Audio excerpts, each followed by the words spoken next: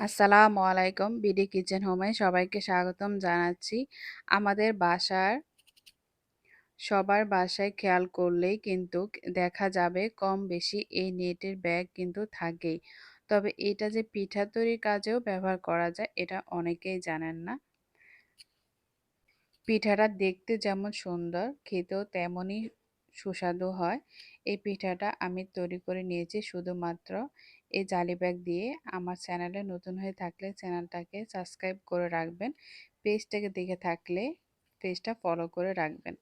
এই রেসিপিটা তৈরি করার জন্য এখানে আমি নিয়েছি আলুগুলোকে আমি সিদ্ধ করে এখন ম্যাশ করে নিয়েছি।